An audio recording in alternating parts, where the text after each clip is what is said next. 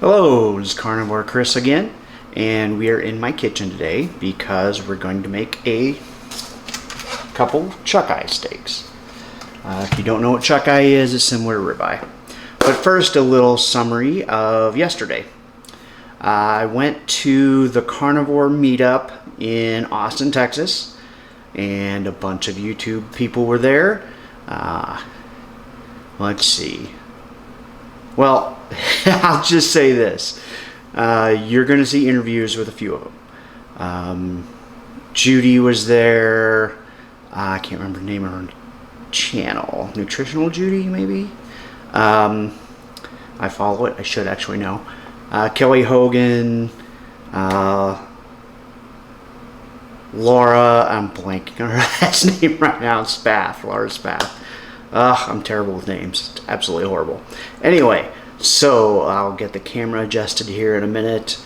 Oh, and I am starting a meetup group here in Dallas-Fort Worth area so that once a month or so, once I actually get enough people, we will meet up and eat and talk and have fun. It was a whole lot of fun yesterday. Met all kinds of interesting people. Anyway, so back to the recipe, and I'll get the camera adjusted here so you can see the plate. I'll try to do a much better job this time with the camera. I'll see you soon. Okay, I'm back. Camera in place here, and let's get started. So I know a lot of people do carnivore with no spices at all, and that's fine. I think we all do our own thing here to a point. I do like to use spices, and you'll see here in a minute. I use 4. Find a way to arrange this properly, fit everything on here. And yes, this is one meal for me.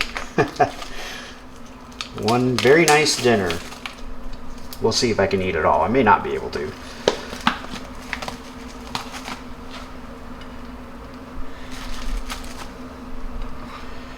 Well, that might not be the best. Let's adjust. Alright, this will work.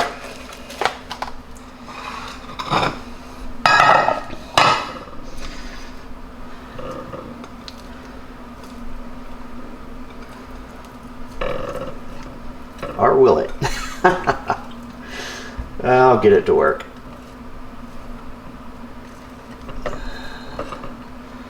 Yeah, just a little arranging. Alright, that'll do. So, I start out with salt.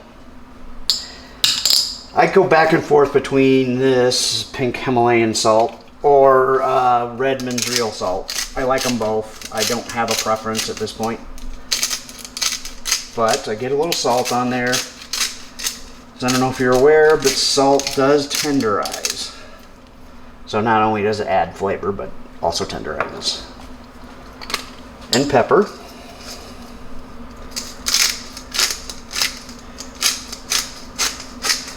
I don't measure anything on this stuff, and a lot of recipes I don't really measure much.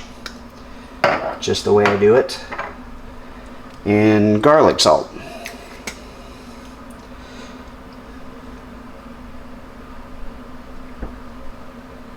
I'm sorry, garlic powder, not garlic salt. I like garlic, so it adds to the flavor for me. And this is spike seasoning. It's a mixture of a bunch of different seasonings. I really like it. And I'll put a bunch on here, and you may say, oh, that's so much. It is, but a lot of it will fall off on the grill. So, ideally, I'll do this to both sides, but I won't waste your time watching me do the same thing again. But ideally, you would let this sit with all the spices on it for 24 hours. In this case, I only got a couple hours because I was just busy. But it'll get some of the flavor, and it will be excellent. I will be back with you guys when I put them on the grill. See you soon. Okay, the grill is almost hot enough. This is a pellet grill.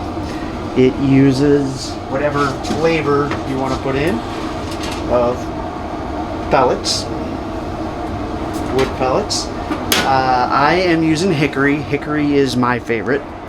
I'll mix in cherry or something like that on poultry, but on steak, it's hickory. And of course, an airplane goes on. This also has a searing station. The searing station uses gas, and it will get up to 1100 degrees, so I can sear and still get the smoke flavoring. And Kelly Hogan, I gotta tell you, this is better than the Auto Wild 2. This gives you the hickory flavor like you wouldn't believe, and yes, you do get the crust. And I'll show you in just a few minutes. Alright, back again, put the steaks on the grill. It is at 433 degrees. Here's how they look now. And on they go. You can see there's a good amount of smoke there. It'll increase.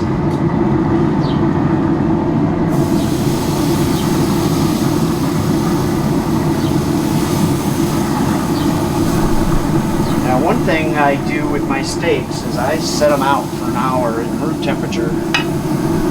Let them warm up. I think they cook more even that way. That's what they say, at least. And in a few minutes, I'll flip it and it'll be done not long after that. And I'll show you the end result. See you soon. Well, we've reached that time. So here you go. 4 very nice steaks. Oh God, these are going to be good.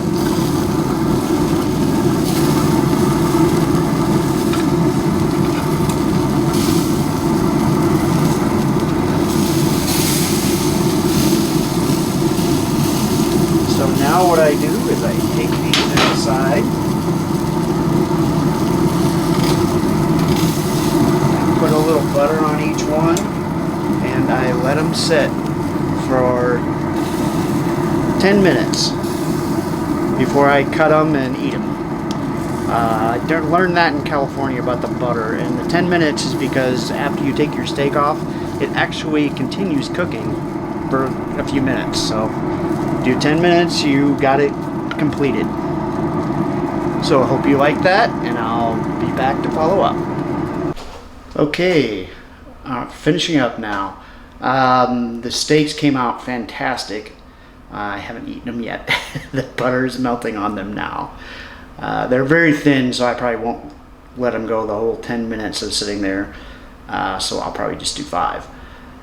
But chuck eye is almost as good as a ribeye. Not quite as tender, but pretty close. Also has a lot of fat in it, so if you're looking for more fat in your diet, it's a great way, and it's much cheaper than ribeye. The meetup this weekend was excellent, and by the time you see this video, I will have a meetup formed on DFW's meetup site, and we'll try to meet up once a month or once every month or two. We'll kind of play it by ear a little bit, but I'd like to do it once a month. Should be a lot of fun. So if you're in Dallas Fort Worth, look for it on meetup, and it'll be called Carnivore Meet, MEAT, up. So we'll just go with that, make it simple. I hope you liked the video, and if you do, please give me a like and subscribe. We're going to have more good content coming, including some interviews with people who are doing this a lot longer than me. Talk soon. Bye.